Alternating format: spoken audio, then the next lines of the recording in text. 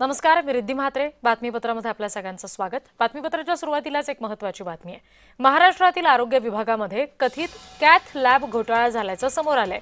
मनसे नेते संदीप देशपांडे यांनी हा कथित घोटाळा उघडकीस आणलेला आहे. शिवसेनेचे नेते तानाजी सावंत यांच्या काळामध्ये हा घोटाळा झाल्याचा आरोप देशपांडेंकडून केला गेलाय. या संदर्भात संबंधित मंत्री आणि अधिकाऱ्यांची चौकशी व्हावी अशी मागणी सुद्धा संदीप देशपांडे यांनी केलेली आहे.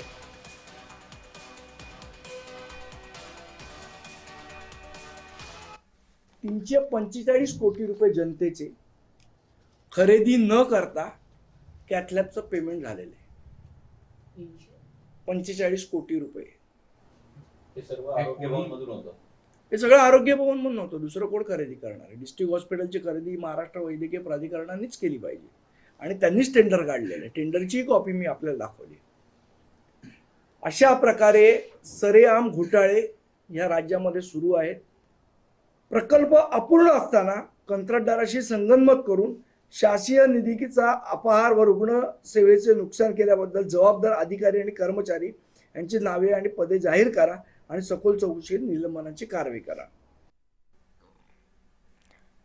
कॅथलॅबसाठी 345 कोटी 31 लाखांचं टेंडर काढल्याचा आरोप संदीप देशपांडे यांनी केलेला आहे. तानाजी सावंत यांच्यावर त्यांनी या संदर्भात गंभीर आरोप केलाय. महापालिकेमध्ये कॅथ लॅब घोटाळा झाला संदर्भातला आरोप देशपांडेंकडून करण्यात आलाय.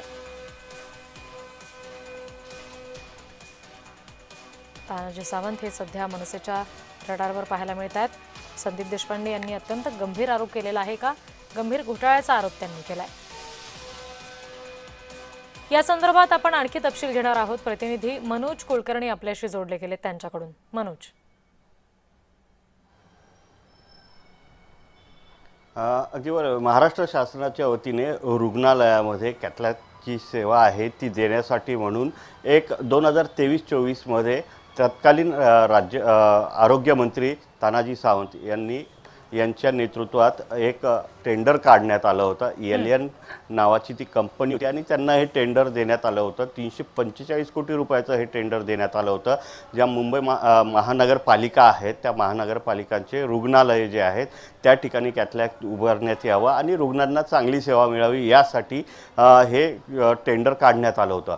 परंतु अनेक ठिकाणी हॉस्पिटल्स नाही आहेत तर तरीसुद्धा या प्रकारचे टेंडर काढण्यात आलेले आहे आणि या टेंडरच्या दरम्यान त्यांना 80% पेमेंट करण्यात आल्याचा आरोप मनसे नेते संदीप देशपांडे यांनी केलेला आहे. अनेक ठिकाणी अशा प्रकारचे हे घोटाळे झालेले आहेत आणि या संदर्भात राज्य सरकारनं याची माहिती द्यावी.